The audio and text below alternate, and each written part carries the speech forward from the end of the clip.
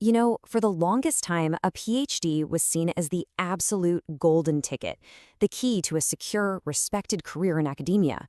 But what if that's just not true anymore?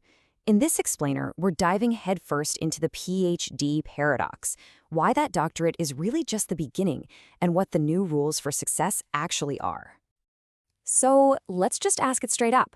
Is a PhD still the golden ticket? For generations, the answer was a no-brainer. Of course, it was your guaranteed entry into a stable, respected academic life. But the ground beneath our feet has completely shifted. So we've got to ask the tough question. What is a PhD really worth in today's world? And this right here is the heart of the paradox. The old promise was so simple, right? Get your PhD, become a professor. Done. But the new reality, it's a whole complex web of possibilities. Your doctorate isn't the destination anymore, it's the launch pad. To really succeed now, you have to combine that deep expertise with a super versatile toolkit to unlock all sorts of opportunities, many of which are way beyond the traditional ivy-covered walls. Okay, so how in the world did we get here? To really wrap our heads around this new reality, we first have to diagnose the problem. And honestly, it boils down to two huge issues: a fiercely competitive, overcrowded job market, and a growing gap between what you learn in a PhD program and what employers are actually looking for. First up, let's talk about the market. The simple hard truth is that universities have gotten incredibly good at producing PhDs, but not so good at creating jobs for them. Now, this oversupply isn't exactly brand new, but in a lot of fields, it has absolutely reached a breaking point. And the difference is just staggering. I mean, look at this. This chart might just be an illustration, but it perfectly captures the reality. If you take a field like radiation oncology, for example, you have a flood of brilliant candidates all fighting for just a handful of positions.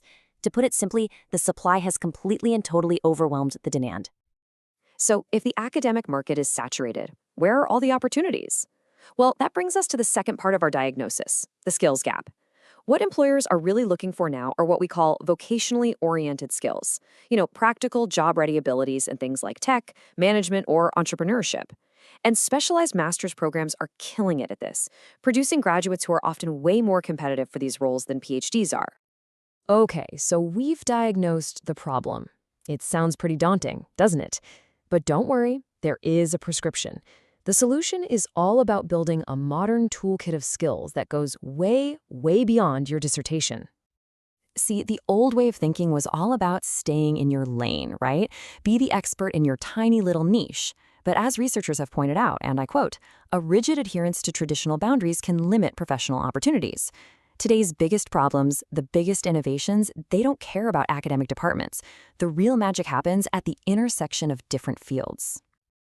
So how do you build this modern toolkit? It all starts with getting what we call the interdisciplinary advantage. This means you're integrating methods from other fields, you're collaborating with experts way outside your comfort zone, and, most importantly, you're becoming adaptable. The big question employers are asking is this: can you take your deep knowledge and apply it to solve a problem you were never explicitly trained for? But just being interdisciplinary isn't quite enough. The second crucial part of this prescription is a real commitment to continuous professional development. That diploma on your wall, it's not the finish line. It's the starting gun for a lifetime of learning and adapting. And this is what really bridges that critical gap between the academic mindset and what industry actually needs. It's about understanding the real-world impact of your work and knowing how to navigate those tricky career transitions. And honestly, that kind of support is so important, especially when you realize just how many early career researchers feel lost without the structured mentorship they need to guide them. So we've gone through the problem and we've talked about the solution. So now what's the prognosis? What does all this add up to? Well, it gives us a brand new formula for what success really looks like after you get that PhD. And here it is, the modern success formula. Think of your advanced degree as the non-negotiable foundation. It's essential, but to build a really strong career, you need 3 solid pillars standing on top of it. First, practical skills that employers are actually hiring for. Second, interdisciplinary knowledge that lets you innovate. And third, a deep commitment to professional development so you never stop growing. It's the whole package, not just the foundation, that's going to lead to success. So let's just be crystal clear about this. The idea that you can just finish your dissertation, dust off your hands, and walk into a lifelong career, Well, that's over. That strategy is just not viable anymore.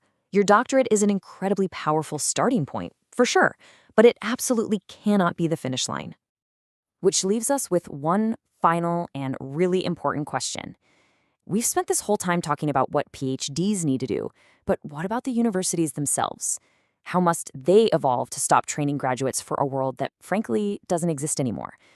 The real challenge now is for these institutions to start building the adaptable, skilled, and resilient PhD of the future. Thanks for tuning in.